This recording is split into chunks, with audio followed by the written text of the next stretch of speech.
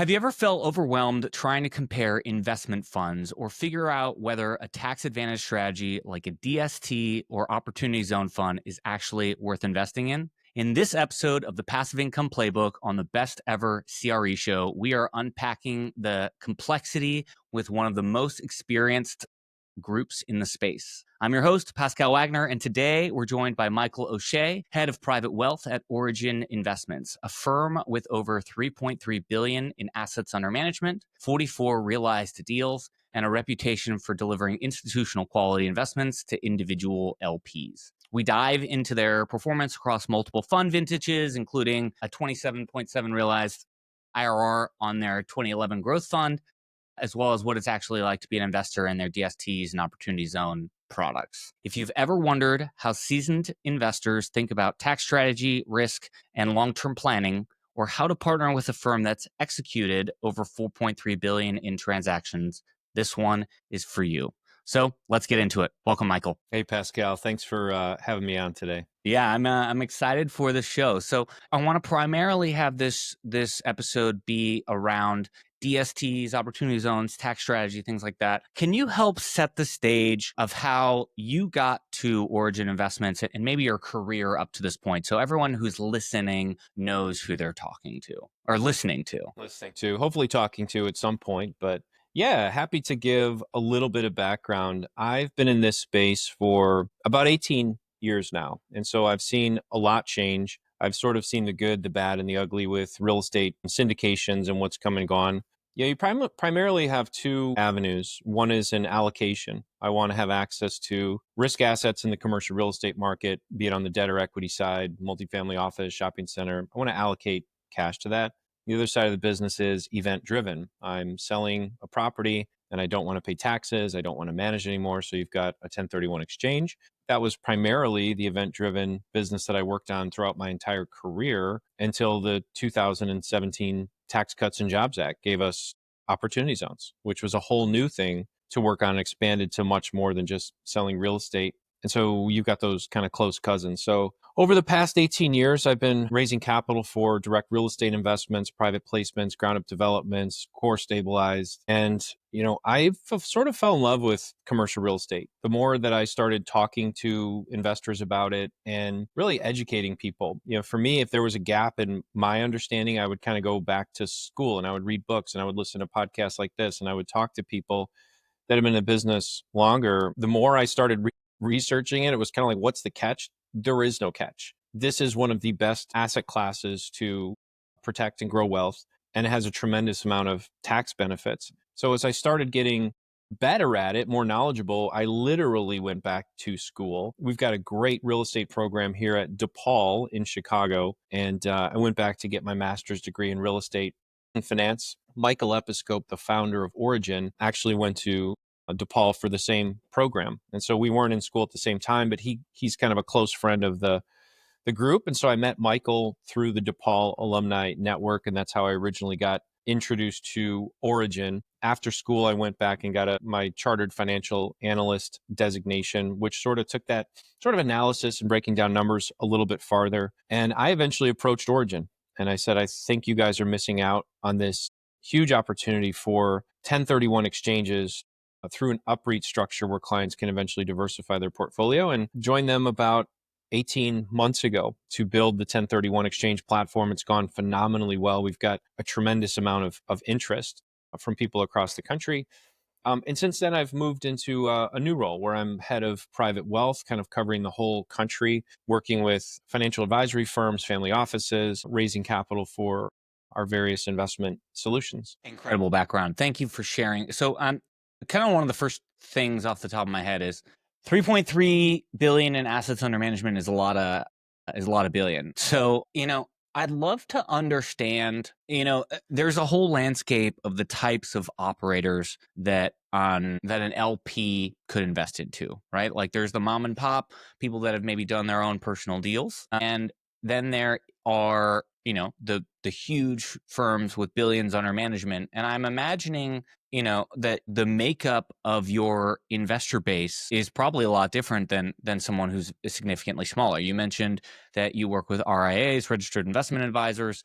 Can you help us understand, like, what does the investor base look like? Who are you primarily working with? Yeah. Yeah. I think that's an easy one. We are taxable investors, and so we cater to taxable investors. That would primarily cut out institutions. They don't have the same tax needs as individuals. So we work with high net worth and ultra high net worth individuals. The investor base is really the same, Pascal, whether we're going directly to an investor that had just sold their business and doesn't want to pay that large capital gains tax, or whether we're going to a financial advisory firm. Really, when we talk to these RIAs, if people aren't familiar with that phrase, it just means registered investment advisor. It's a type of financial advisor that has a fiduciary standard. So they don't collect commissions, they're not brokers. They earn a fee on your assets under management typically, and they do well when you do well. We don't pay commissions, we don't pay brokers at origin. And so when we go and meet with these RIAs, they have a book of business of high net worth and ultra high net worth clients. Some of them they're working on insurance planning, some of them they're working on financial planning or retirement income or whatever it is. We're sort of educating them on how private markets help a portfolio. So when you think about modern portfolio theory and where are we allocating, why don't you have any capital in real estate? It's easy to access. It provides tax efficient income, et cetera, other things we can go into. So at the end of the day, the investors through those RIAs are the exact same investors that we're reaching directly. It's just that taxable high net worth, ultra high net worth investor that wants access to high quality real estate without all the fees and there's, that type of thing. That's who we're looking to attract because that's who we are. Can you maybe educate me here? Like, what is why is someone an LP going through an RIA versus straight? Yeah. I think the same could be said for anything. You could go on to Schwab and you could invest your entire portfolio into a 60/40 fund, right? Or some people would prefer to go to a financial advisor. The higher net worth you get, the more likely a financial advisor is present because it's not just allocating to stocks and bonds or investments. That's a part of it, but there's the financial plan, there's the income, there's the estate. What are we going to do with our beneficiaries?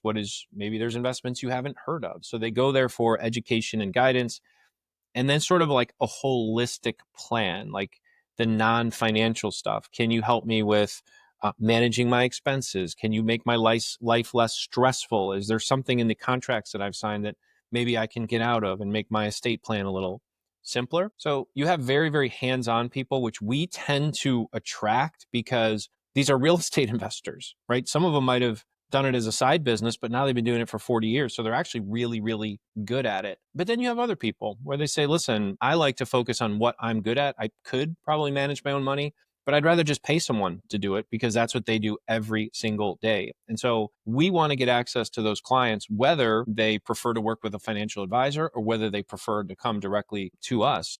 In either case, it's relatively the same investor. Helpful. And you've kind of brushed on it. Can you explicitly point out maybe the ideal person that are a fit for these kind of tax advantaged investments? You mentioned someone who has just sold their company. Maybe if someone received an inheritance or not, maybe that's not the same tax type of issue. Walk through the different types so that, someone listening can be like, oh, I fit in that bucket. Yeah.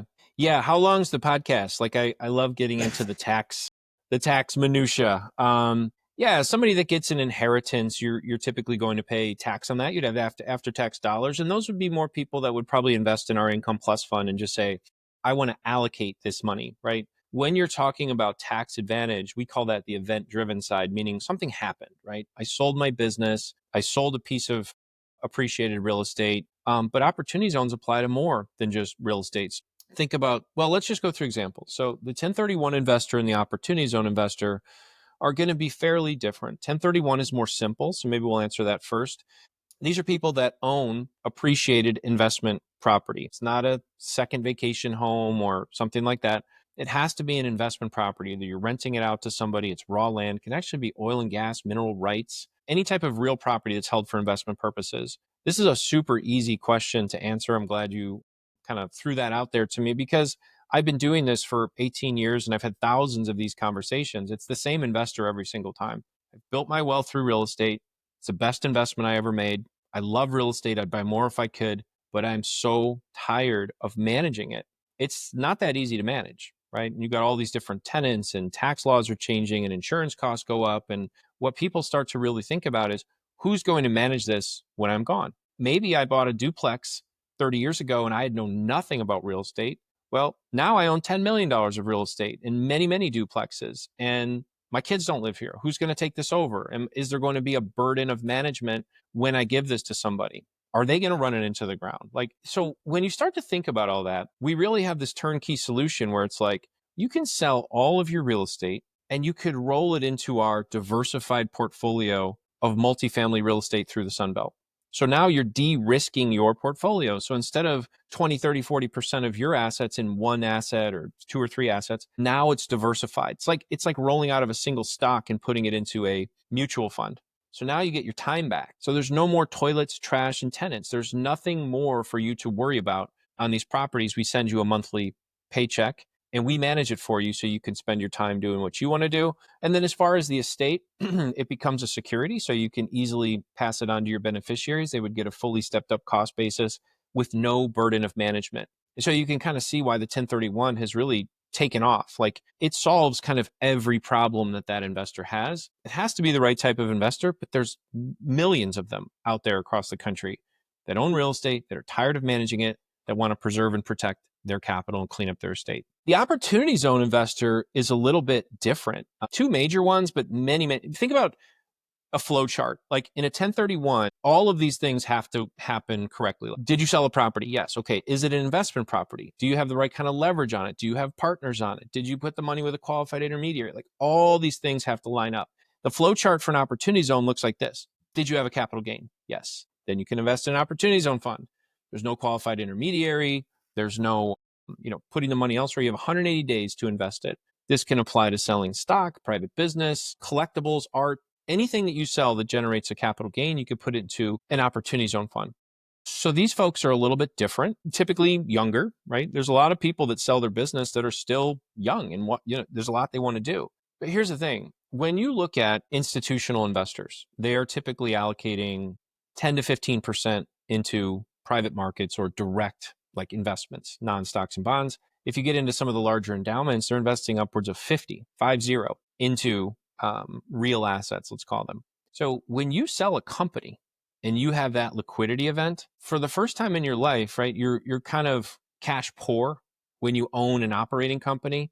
Well, then you sell that operating company and you get cash rich. And you're like, what do I do with this money? I always laugh about, J.J. Watt, who is Defensive Player of the Year a couple times, just one of the best ends we've seen in the last 10, 15 years in the NFL. And when he first signed his contract, I don't know how big it was.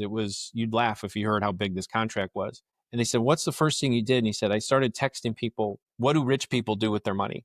And he was looking for advice and guidance. Like, what do I do with all this wealth? Okay. So one of the things that institutional investors do is they invest in the private markets. They're typically putting 10% of their portfolio into real estate. And so what the opportunity zone does is it allows you to take some of the capital gain from selling your business and allocate it to real estate in an extremely tax efficient way. So you'd pay much less taxes than if you didn't invest through an opportunity zone. And we can walk through some of that math if you want to. So that's kind of the primary investor out there.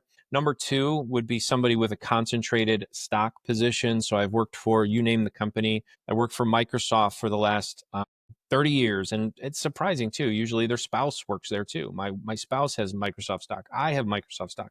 Our pension is tied up in it. It's done very, very well. But 80% of our net worth is in one stock. And if you could see over my left shoulder there, the markets are red, there's tariffs, there's all kinds of reasons where the stock market is going to pull back. If you're young and you have time for it to recover, great. If you're getting close to retirement, you should not have all of your eggs in one or two baskets. And so the OZ, so think about if you take some of that concentrated stock and sell it, what happens? Capital gain. You could take that capital gain and you could roll into an opportunity zone fund. So now you're tax efficiently liquidating some of your concentrated stock position and rolling it into real estate. That's a diversifier. Third one would probably be selling real estate. When you're selling real estate, you can either do a 1031 exchange or you can do an opportunity zone fund. And that gets into a bit of minutia, but I mean, that's what I do. I can walk you through which would be a better solution for you on your time horizon and what your cost basis is and debt and all that stuff specific to your sale. But yeah, those would kind of be a few cases for 1031 and OZ. investors out there. I love it. Very helpful. When you think about, uh, I'd like to go into each one of these kind of individually and talk about the pros and cons and what it actually is. And so, maybe we start with the opportunity zones because we're kind of just leaving off of there. I'd love for you to kind of describe what is an opportunity zone and why, was this legislation brought in to encourage opportunity zone investing? So opportunity zones are part of the Tax Cuts and Jobs Act. And if you really look into it, a lot of it was based on TR 86, Tax Reform Act of 1986, where they made new markets tax credits and low income housing tax credits and all these different things that aren't really new, but it was meant to encourage long term capital into economically distressed areas. And low income housing tax credits, for example, banks will buy low income housing in areas where they have branches, right? To kind of like improve their communities and things like that. So the idea behind opportunity zones was meant to add to the housing stock. We're severely underhoused in this country, and that area of growth might be right across the street. It might be missing one little technical that somebody would want to put capital there. But all it takes is a spark of people putting something there. It's like a chicken or egg type thing. I think about the West Loop in Chicago where we are, and it was Printers Row, right? Like Chicago was the printing capital of the world. The printing all got outsourced. And so you had all these empty loft type buildings with exposed brick and everything else. They went and redid all those to apartments, and now the West Loop is one of the hottest markets in the United States. I was actually just in Boston this week with one of our sales reps, and we were talking. We were driving through the Seaport area, which is the most up and coming, nicest area in Boston. You name the restaurant, it's there. Brand new apartments, all kinds of entertainment and things to do. And he said you wouldn't believe it if you came through here 10 years ago. It was all parking lots. It's all parking lots, right on the water, beautiful location. It just needed that spark. And so I think that is the idea behind opportunity zones. Capital makes the world go round, and creative entrepreneurs that are building things improve the lives of the people that are in those communities. That's what opportunity zones are meant to do. Okay, how do we encourage people to give us their capital? Well, let's give them a tax break. So the idea is if you have a capital gain from any source, as we discussed before, you would invest it into a so-called opportunity zone fund. You could put those funds into the Opportunity Zone Fund as long as it's within 180 days of you realizing the capital gain. And you have to do a couple things. You have to keep that capital in there for at least 10 years. And then you have to do a development. So you can't take an Opportunity Zone Fund and say, buy a Walgreens in an Opportunity Zone neighborhood. It's not really helping anybody, right? They might want you to take a dark Walgreens, knock it down, and build a mixed use apartment with maybe a smaller pharmacy on the first floor, right? Something that improves the community. And if you do that, you get certain tax benefits. Now, this gets into a little bit of minutia, so I'll try to explain it kind of simply. The easiest way to think about opportunity zones is that you have two capital gains. You have a capital gain today because you sold something, let's just say NVIDIA stock. Then you're going to have a capital gain 10 years from now because we're building buildings from the ground up. So keep those two capital gains in mind when I explain the benefit. The first capital gain you get to defer. So you don't have to pay taxes on it today, but you do have to pay taxes on it. You get to defer it until the end of 2026, payable in 27. So you get to defer it about a year. And the second capital gain, this is where the real power comes from in opportunity zones, is that all of that cash stays inside the fund, working for you, earning a rate of return on these developments. And then 10 years later, your basis gets fully stepped up to fair market value, thus eliminating capital gains, depreciation recapture. So all of the cash flow you receive is tax-free. Any refinance proceeds from the buildings is tax-free. Any liquidation proceeds 10 years from now is tax-free. So if you think about your experience, it's a development, build to core. So you're eventually going to own core assets. If it's a 10-year hold, for those first 5 years, really nothing happens. We're busy building the building. And once it's built, of course, we have to stabilize it. It takes a while. But then the last 5 years, a lot happens. You take out the construction financing with permanent. Then you start paying a cash flow from the tenants that are paying rent. And then, of course, you sell it in year 10. So we kind of model that for folks. Like here's if you just paid taxes and invested in the market. Here's if you did an opportunity zone fund.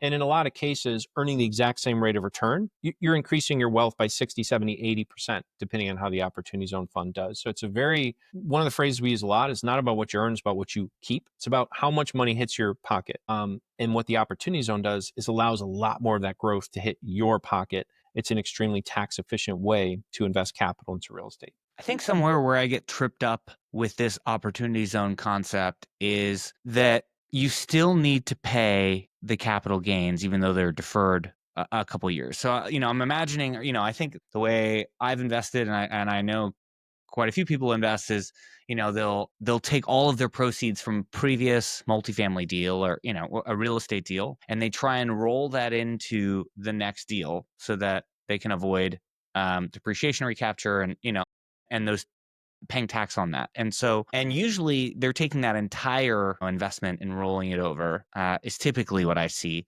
Whereas in this case, you would still need to keep money on the side to be able to pay for the tax. So maybe you're only investing 70% because you still need the other 30% to pay for the gain. Is that Yeah, let's go through a lot of that. You do have to find a way to pay that deferred tax liability. So if you had $1 million capital gain, you'd have, let's just call it $300,000 tax liability that would be in 2027. Currently, we're hoping that the new legislation that's passed in the tax package in 2025 will kick that out, right? But we don't know. So let's just take what we have currently. You'd have to pay those taxes in 27. One of the major differences between OZs and 1031s is that you don't have to roll the entire amount. Let's just take a simple example. Say you sold a building for $1 million and you had a cost basis of $700,000.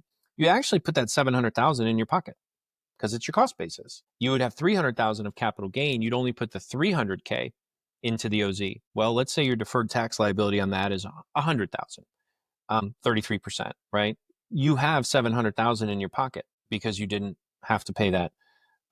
Because you didn't have to roll it all over. In that same example, that $1 million building with a $700,000 basis, if you did a 1031, you'd have to roll the full million. You'd have no cash in your pocket. So a lot of times that's why I talk about why I model this with people. We get just an Excel spreadsheet out and talk about their specific case. That's selling real estate. Remember, this is open to so much more than real estate. So if you it's one of the unique things about it. I think this is the only thing that I know of where you can take other gains from the stock market, for example, and write it off. Exactly. And you have a basis, right? So if you bought $1 million of NVIDIA stock and you turned it into 3 million, you would sell it for 3 million. You'd have a capital gain of 2. You'd have a basis of 1. So you'd have cash in your pocket. So without kind of belaboring the point, when you do an opportunity zone, you typically have cash in your pocket to pay that deferred tax liability. If you don't, there's other solutions out there like tax loss harvesting, or maybe you've just had losses in the market. Those losses carry forward. So if you have losses that are carrying forward, you can offset that future capital gain and then it's tax free. We actually are working with a partner. It's pretty sophisticated solution. It only applies to kind of ultra high net worth people that have highly concentrated positions, but we can sort of collar that. Collar would be like using derivatives on your concentrated stock position, and we can generate passive losses in your portfolio for you without selling that stock. It's a pretty unique solution. That way you build up a reserve of capital losses. When that capital gain does occur, it's washed out and it's all tax-free to you. That's pretty unique to some people. Now, the way it used to work is, remember, 2026 was always this brick wall. So when they wrote the law in 2017, that was a long time from now.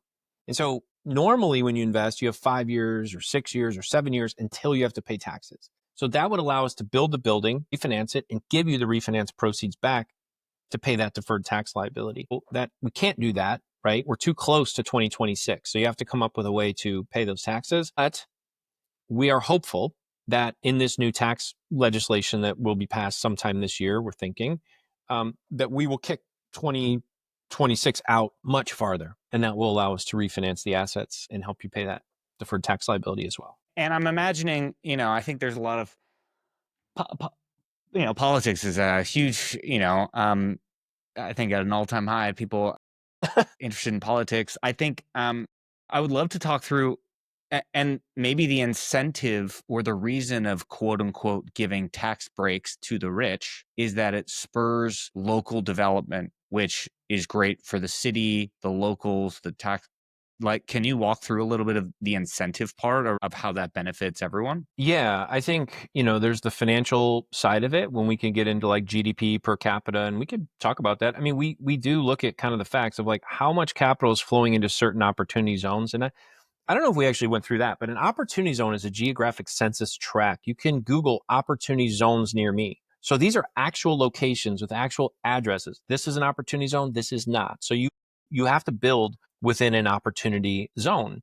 And there's like And there's 8,700 of them. I looked up. Yeah, you'd be surprised. It's like 20% of the landmass of the US is sitting in an opportunity zone. So one of the things people worry about is that these are blighted areas and it's just a tax tail wagging the dog. They're not. They're just up and coming areas that need capital for growth. And at least at origin, when we do an opportunity zone deal, we don't look at it and go, well, it's a B prospect, but we think with the tax incentives it'll be an A. No way. I mean, these are deals we would do anyway. They just happen to have an opportunity zone wrapper around them. So when you look at how it's improving the economy, Novogradac is really good at this. They're sort of leading the front. If you're not familiar with Novogradac, they're a CPA firm that's kind of specializes in sort of LIHTC and new markets tax credits and now opportunity zones. And they've got a lot of data. They say 37 billion has been raised in opportunity zones, which is now being funneled into communities and building new real estate, and it's increasing the GDP per capita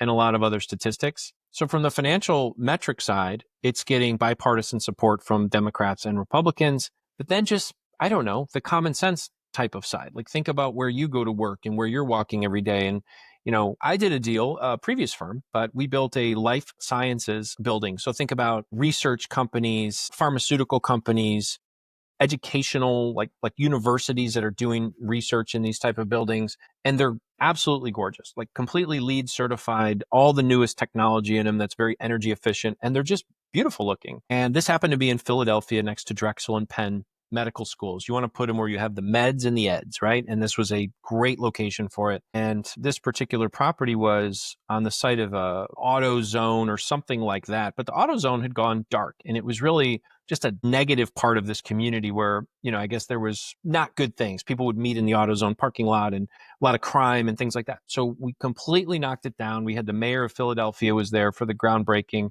And a lot of the people in the community were like tearful. Like we're so proud that this is going into our community. And it really is a fantastic looking building. So people like new capital going into their communities and looking at these new buildings, new housing, all that type of stuff. What do you think are the biggest misconceptions that an investor that's never done an opportunity zone, what do they have? What do you come across? Tons. Even CPAs. The biggest one is it's just a tax deferral, so it's not that powerful. And then I break out the Excel and I just say, here's if you don't do an opportunity zone. Here's if you do.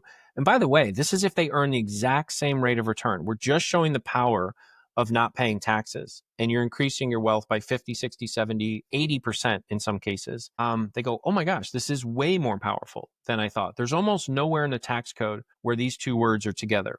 Permanent exclusion. Everything in the tax code is a deferral, or you have to do this to get this. Opportunity zones, after 10 years, your basis steps up. It's one of the only times in your life where you'll get a big chunk of money totally tax-free, and you don't have to do anything else with it. The second one is sort of like, aren't opportunity zones dead? Because we're so close to that 2026 date, I think people are just unsure of how that really works. When you do an attribution analysis, in other words, where do I attribute the return that I got? 90% of it comes from the elimination of taxes on the back end. So that deferral has always been sort of a small part of the attribution of your total return. It is less powerful now. We would rather wait longer to pay that deferred tax liability, no doubt. But they are not dead. They sunset in 2047. So we've got a long runway to go. That 10-year tax elimination is still there. And I think the third one would be it's the tax tail wagging the dog. And we could talk about TR-86, and that was the tax tail wagging the dog. And some people were buying buildings just for depreciation back then.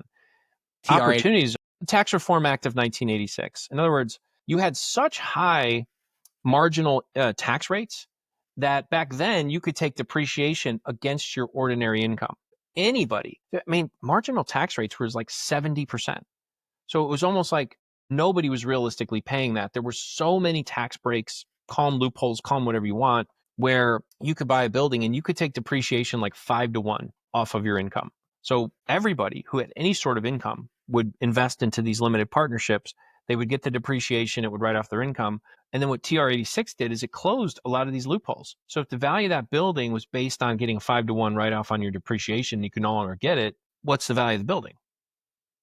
And that's what happened when you hear about TR86 and all these people losing money in real estate partnerships. That's what happened. So this is opposite. This is 8,700 zones, 20% of the landmass of the U.S. At least I can only speak for Origin, but when we do a deal, we're looking at it as like, this is a great real estate opportunity. This is a location we want to invest. And so those are the misconceptions that A, it's not very powerful. B, it's dead. It's expired. And C, that maybe these are blighted areas, etc. I would say none of those are actually true, but pretty common as I talk to folks out there. I imagine there's something new about if you've always been significantly more liquid to go into a fund where there is a 10-year time horizon, or even doing something that has development risk.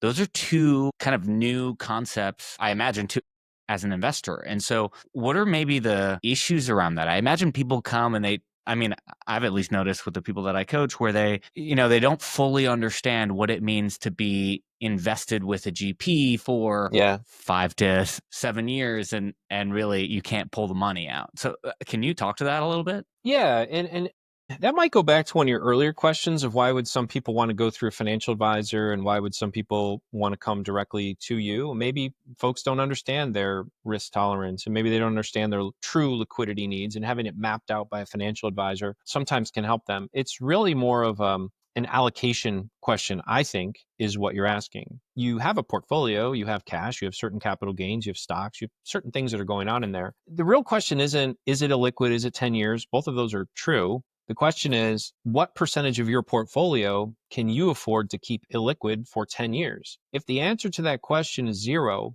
you shouldn't do an opportunity zone. You just shouldn't. So when you look at doing an opportunity zone investment, you should look at your portfolio. You should look at your liquidity needs, your risk tolerance, and you should say, can I part ways with this cash for 10 years and not need it? If you can, then it makes sense to do further investigation into an opportunity zone. And what I like specifically about Origin, right? We have a lot of good competitors in the opportunity zone space, but we are big. We have a development arm at Origin. We've got a significant track record of finding land, entitling it, building it, leasing it, selling it, and making a lot of money for our investors. You want to find a company with a track record, not somebody that's just jumping in and saying, oh, tax incentives, let's see if this works. So this is exactly what we do every day. It just has a different wrapper around it. And then the final thing, maybe kind of another plug for Origin, is that we do multifamily, right? We're doing apartments. So A, it's in line with the spirit of the law. Like, we're adding to the housing stock of these communities, which is something that we desperately need across the country. And B, it's the lowest risk commercial real estate asset. So we're not building hotels or things that are tied directly to the GDP so significantly. It's places where people live. So I think we eliminate the risk in those regards, but we can help walk you through that. Obviously, if you have a financial advisor, you can sort of run it past them. But you're right, it is a long-term hold. It is illiquid, and so that's something that you need to think about before investing. And I'm imagining, the point of this is to spur development in an area that doesn't quite have the extra couple multifamily buildings it needs for all the local businesses to spring up. And I imagine that's essentially the biggest risk, is that instead of building, a new development in the middle of a bustling city where there's clearly demand and, you're adding housing stock there where it's, there's clearly demand, versus you're adding it to an area and you're expecting additional businesses to pop up around it to make it an area where people want to move to. Yeah, I'm glad you asked that question, because that's another, I would call it, misunderstanding of this investment, where we're taking a risk by where we're putting these assets and then hoping that other people move there. For example, we just did at Origin opportunity zone deal in an opportunity zone. Part of our 1031 platform, we syndicate Delaware statutory trusts. We will buy stabilized cash flowing assets. So these are a little bit different. They're not ground up developments, more on the stabilized side. Our latest deal is in Nashville, in the Wedgwood, Houston area, which is one of their sort of up and coming areas. And this property is 93% occupied. It's one of the most beautiful apartment buildings I've ever walked through. We have Greystar managing it. And I talked to the managers. We were kind of touring the facility. I said, this is like living in a hotel. And she laughed and she said, that's what everybody says. Just a beautiful co-working space, gym, pool. It's because it's in Nashville. They actually have like a little party room upstairs with a bar and an actual stage with drums and guitars and all that type of stuff. So anyway, this is in an opportunity zone. And we couldn't benefit from that. So we just kind of threw that whole thing out. Like, who cares? Like, we just like this property. And so when we do, again, just at origin, when we do our opportunity zone fund, these are typically in infill locations. So you got to look at, how do you pick opportunity zones? So first of all, they're based on the 2010 census tracts. Second of all, the governors of all 50 states get to pick, and they want more investment in their community. So they're typically picking a lot of markets. And then one of the ways you can pick an opportunity zone is that it's 80% of the adjusted gross income of the area. So what's 80% of the AGI of Scottsdale and Austin and Nashville? And so these are not second run. I think a lot of times people are surprised by what's an opportunity zone. So like I said, when we do these deals, there's no hoping that it ends up being the right market. These are deals that our data, our internal analysis, and our deal officers that are on the ground are telling us that this is a deal that we want to invest in and put our cash into. You mentioned something about this deal being in the opportunity zone, but not being able to take advantage of it. That a light bulb or like a question mark came up there. What do you mean by that? Well, in order to take advantage of an opportunity zone, you have to do two things. It has to be capital gains in an opportunity zone fund, and you have to build something from the ground up. So we have 1031 exchange dollars, which don't qualify, and it's also a stabilized cash flowing asset. So there's really no extra benefit at all. I guess you could just call it a coincidence. It's a coincidence that it just happens to be sitting in an opportunity zone, but there's really no benefit to us. Even if our opportunity zone fund bought it, it still wouldn't qualify because it's not a development. Does that make sense? Yeah, So it absolutely. just ended up being a coincidence. Yeah. Yeah, fascinating. Yeah, I've always had this misconception that they're in these like podunk towns to try and, spur up development. Yeah, cool. So I'd love to, very, very helpful. I feel like we've got a much better understanding of opportunity zones. I'd love to transition now to DSTs and talk a little bit about how those compare and the differences. Can you first lay the groundwork for how DSTs came around and what they are? So DST specifically is a Delaware statutory trust. They came around in 2004 through a revenue ruling with the IRS 2004-86. And it basically says that an interest in a Delaware statutory trust will qualify as like kind for the purposes of an exchange. Prior to DSTs, the way that investors would sort of pool their capital into a 1031 exchange was through a TIC, a tenant in common. And why would people want to pool their capital? Well, it's hard to do a 1031 exchange. People want to get out of the day-to-day work. So you typically assign one person to sort of manage it. And then you want to exchange up into a higher quality property. One of the problems with a 1031 is whatever you sell, you're limited to that amount of capital to whatever you buy. It has to be geographically near you. You have to manage the new property. It's very, very difficult to do your own 1031 exchange. And so the idea of a TIC was, if you sold a building for $1 million, we'll have this $20 million building and we'll just get, 20, 30 of us together and we'll buy an interest in it, right? Exchange up into higher quality real estate. The problem with TICs is multifold. Number one, you can only take so many investors. I think it's 34. I don't remember off the top of my head. But that means the minimums are much, much larger. And the main problem with TICs is that all major decision rights have to be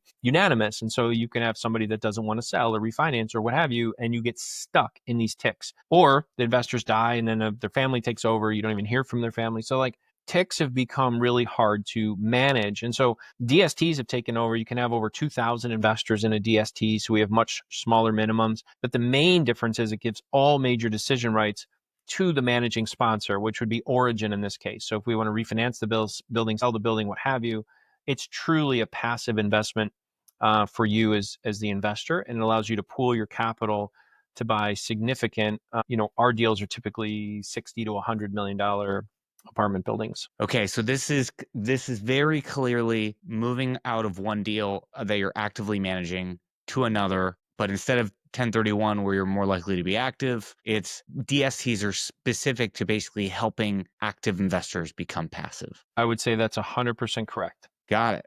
Are there and that I would imagine is the primary purpose of doing that, whereas the Opportunity Zone Fund is more of a tax play, or does DSTs have their own unique tax point? Yeah. So you could think about 1031s as, again, opportunity zones, you're moving out of something else and into this. Like you have a lot of Coca-Cola stock and now you own real estate. So you've totally diversified yourself away from the risk of owning that asset. So it's a lot of portfolio management and allocation with opportunity zones and how much do I want to put in this particular thing. Your portfolio allocation stays the same. If I have a $5 million net worth and I own a $1 million building, 20% of my net worth is in real estate. If I were to do a 1031 with Origin, I'm rolling my $1 million into a $1 million interest in a DST. So I still have a 20% allocation to real estate, but you can argue I've sort of de-risked myself. So instead of this local $1 million property where maybe I have one tenant or two tenants, now I'm in an institutional deal with 300 to 400 units. And a lot more downside protection. And then with our strategy in particular, you'd eventually roll that $1 million into our diversified $1 billion portfolio. So now you are truly diversified across many different types of assets. So you're doing a couple things. You're de-risking your portfolio by spreading it out across many more assets. A lot of times you're increasing your income. It depends on what you're earning. You're making your life much simpler by not having to manage real estate ever again. And then you're really cleaning up your estate so that you can pass it on to your beneficiaries in a simple way with no burden of management and still let them receive the full stepped up cost basis on the back end. Are there mistakes investors make in this, or yeah, I mean, I would probably ask the same question here. Like, what are the misconceptions about DSTs? Sure. Well, I mean, when I do these presentations for like CPAs and attorneys where I teach them about 1031s, the first 30 minutes is like the rules, like everything that you have to do right to do a 1031 exchange correctly. And so when our clients are doing a 1031 exchange, it's typically, not always, it's typically the largest financial decision they have ever made. These buildings are $3 million, $5 million. We've got a $25 million exchange that's coming up here pretty soon. And so there's a lot of things you have to get right. And so you need to have good advisors. The main thing with a 1031 exchange is that you can never touch the money. You can never put the money in your pocket. You have to go to what's called a qualified intermediary. Some people call them exchange accommodators, but you can just think of them as an escrow agent that holds the money. So when you go to close on the sale of your property, the money gets wired to a QI. I had somebody email me, this is several months ago now, but they said, Mike, I've got a client that he just sold last week and he has the cash and he's looking at DST properties. What do you have available? And I just knew from the way he phrased it, he didn't have. So I said, "Did you get the money with a qualified intermediary?" And he said, "What's a qualified intermediary?" They blew the exchange. So you have to get in front of it. If your closing is coming up, you got to get that QI set up. You have 45 days to identify a replacement property. So you technically get 180 days to complete an exchange. But that 45 days is important. If you don't identify something or identify the wrong thing, you've now blown your exchange. So you have to follow all these rules. So that's why I definitely think it's worthwhile just jumping on a phone call with somebody that's done it so many times so we can kind of give you guidance, referrals on QIs, how to identify that type of thing. You have to match your debt, match your equity. We can build kind of spreadsheets that kind of show you how we do that. So yeah, there's, unlike an opportunity zone, which you almost can't screw up, right? You have a capital gain. You can put up to your capital gain into an investment. The 1031 exchange is rife with pitfalls. You just got to make sure you don't fall into any of them. Are there minimum like lengths of time? We have the Opportunity Zone where you have to be in at least 10 years. Can you sell within 2 years? Or, in the last run up from 2010 to 2020, there were operators that were buying properties and flipping them in 18 months. And there were huge gains there. Yeah. Are there issues there? And I'm imagining that you're not even, this is a continued deferral strategy instead of the Opportunity Zone where it's like largely an elimination strategy. That's exactly right. So every time you 1031 exchange, you just continue to defer forever. And so a lot of people would call that swap until you drop. And you would just keep rolling it into tens and just never pay the taxes. Whether you do a 1031 exchange with Origin or whether you do it yourself, if you ever sell real estate and put the money in your pocket, you are going to pay taxes. That's just how real estate works. So if you want to avoid taxes for the rest of your life, you have to keep it invested in real estate for the rest of your life. So let me just talk about our solution, how it's kind of unique and how it works. And then I'll answer your question about liquidity and if you need to get your money out. When we looked at the 1031 exchange market DSTs, we saw a couple of problems with it. There's a lot of commissions and fees and frankly hidden fees that people just aren't aware of. This could be as high as 10, 15% load. To us, that's too high. So we created a structure where we've eliminated the middleman. We don't work with brokers. You can come directly to Origin and avoid all of those upfront costs. When you do a swap until you drop, we look at that as a couple risks. Like number one, every 5-6 years, you have to roll into another DST. That means you pay all of those fees again. Number two, it's what we call idiosyncratic risk.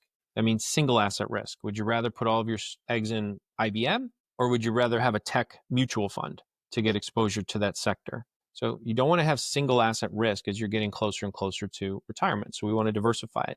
The biggest risk, though, that I see is operational risk. You sell your DST 5 or 6 years from now, you have 45 days again to find another DST to roll into. Maybe you can't match your debt and equity. Maybe there's no equity available. Maybe you don't like the cash flow or the location or the property, but you're going to have to roll it. Otherwise, you're going to have to pay taxes. So a lot of people end up doing it begrudgingly. So what we came up with is a solution wherein you eventually roll into our diversified portfolio. So it gives you that diversification, it eliminates that idiosyncratic risk, and it allows you to never have to roll it again and kind of eliminates that operational risk. And that's actually via another section of the tax code. It's called Section 721, right? So Section 721 is an exchange of real estate for partnership units, right? And that's tax deferred under Section 721. We can't do a 721 with our investors because we don't want to own their properties, right? Say they own a 2-flat in Los Angeles. Like, we don't want a 2-flat in our portfolio. It's just not a market we cover. It's too small for us. So this is like a 2-stage 721. So we will structure a Delaware statutory trust. Like right now we have this deal in Nashville. It's called Nashville Queens. It's on our website. You can check it out. And you would sell your duplex in Los Angeles or whatever you're selling, and you would do a 1031 exchange into the Nashville deal, into the DST. And you would own that for 2 years. So you'd get monthly income. You'd pay no taxes on the rollover. After 2 years, you'd get any appreciation on the asset, etc. You own it. The exit strategy is that our flagship fund, Income Plus Fund, is going to buy that DST from you. But instead of giving you cash, which would necessitate another 1031, we give you operating partnership units. And those operating partnership units would be tax deferred under Section 721. So now you've gone from owning $1 million duplex in Los Angeles to $1 million interest in an $84 million building to $1 million interest in our $1 billion diversified portfolio. So you've really de-risked your portfolio, and then you never have to worry about exchanging ever again. You just kind of keep it in the fund, get monthly income, and then you could pass that on to your beneficiaries at a fully stepped up basis. So it's kind of a lot, I'm sure you have questions around that, but that's kind of how our structure works on the 1031 exchange side. I'm assuming that that was a deliberate strategy of tying these funds together, or was that different? Yeah, well, I mean, it comes from like market research of just talking to people, right? Like the whole idea is like, I really like real estate. It's given me great returns, great income, great tax benefits. I'm just so tired of managing it. So almost everybody, 75, 80% of the people I talk to, they're not interested in doing any more real estate deals ever again. They will if it means they don't have to pay taxes. In other words, they do it begrudgingly. If you could give them a way where you could roll it into this portfolio, de-risk, and just send them a check, and you'll never have to talk to a tenant or a broker or an insurance agent ever again, they're like, what's the catch? This is too good to be true. So this was a response to what our customers were sort of asking for. And the only clients that I talk to that aren't interested in this strategy are the ones that like actively managing real estate. So they say like, well, what if I want to park it in your fund for a couple years, and then if I see another deal, I'll pull it out and put it in that. You can't use our fund to do that. Once you're in our fund, if you pull cash out, it's taxable. You can no longer 1031 exchange it because it's not real property. So that goes into your question about liquidity. So now you have the liquidity of the Income Plus Fund. So we have quarterly redemptions. So we're actually like increasing your liquidity. So think if you own that $1 million duplex, you find a broker, you find a buyer, you sell it, there's closing costs, and you get $1 million minus fees, or you don't, or you can't sell it and you get zero, right? It's very black and white. If you put $1 million into our fund and you needed, I don't know, $100,000 for something, you could call your accountant and say, what's the tax liability if I pull out 100,000? Oh, maybe it's 30 grand. So you make a redemption for 130, you pay the taxes, and now you've got 870 left in the fund. So it actually allows you to kind of dip in and have liquidity in the fund going forward. Really, really cool. A lot of what you're referencing here are changes made in the tax code to incentivize investors and development across the country to make communities better. And so I have to imagine you are watching incredibly closely about what is going to happen in the next several years with the Trump administration. Is there something that you're really paying attention to, whether it's like bringing back accelerated depreciation, or you're hearing mumblings about the next Jobs Act, or what are you focusing and listening and paying attention to? Well, I'm kind of hoping to get surprised to the upside. We were surprised by TCJA, this little sentence that said there's these new thing called Opportunity Zone funds, which everybody skipped over. And then the more and more we read about it, it's like, wow. So who knows what else they're thinking of that we'll have to study and see whether it's appropriate or not. 1031 exchange been in the tax code since 1921. We don't expect much changes there. Of course, we're always kind of watching it. Opportunity zones, we're much more actively engaged with and watching and part of working groups that are making suggestions for the legislation. I think opportunity zones might become one of the biggest real estate investment vehicles out there if they make all of the proposed changes that are currently in Congress. I don't even know if it's worth going through the proposed changes. Might confuse people that are just hearing about opportunity zones for the first time. So let's just kind of stick with how they are. But yeah, we're very, very closely watching the tax advantage structure. We think one of the best reasons to invest in real estate is because of the tax advantages. We haven't even talked about the depreciation write-off that you get on, a lot of the funds that we have. Another thing that kind of flew under the radar is this 199A deduction, where it's a qualified business income deduction, QBID, and it applies to several types of real estate, several types of business structures, one of them being a REIT, a real estate investment trust. So because of that, any taxable income that comes to you through our REIT, you get to write off an additional 20% of that income. So there's a lot of kind of small factors that have sort of benefited real estate owners. I do think the tax package, it's been a while since we've had one. A lot of things are sunsetting at the end of 25. So I think something will get done this year. We're paying very, very close attention to it. As soon as we hear something, we'll dig into it like always. And we'll be out there talking about it. Michael, this has been incredible. Where can people learn more about you, Origin, get on your investor list, learn more? Yeah, I think that's a place that we really shine. We built this business just off of educating, just writing articles, doing webinars, talking about what we think is going to happen in rent and the real estate markets. And people find us through our website, which is origininvestments.com. Or if you just Google Origin Investments, will be the first one to pop up. If you look at the top where it says team, I lead our private wealth group. You'd find me on there.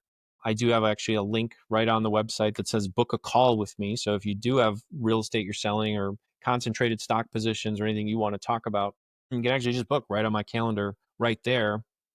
And I will say our website is it's pretty incredible, like the amount of stuff that we have on there. We record all of our webinars, all of the calculators for taxes, all of the articles that we're writing about interest rates. We've got something new coming out about the tariffs that should be up there pretty soon. So origininvestments.com is where you're going to find everything. Thank you so much for joining us, Michael. If for those of you listening, if you're ready to dive deeper or just want to keep getting these kind of insights, this Passive Income Playbook here on the Best Ever CRE show happens every Thursday. And if you enjoyed this episode, please subscribe, leave us a review. Your feedback helps us continue to provide valuable content and reach great guests and bring them to you. Thanks for tuning in, and we'll see you next week for another episode of the Passive Income Playbook.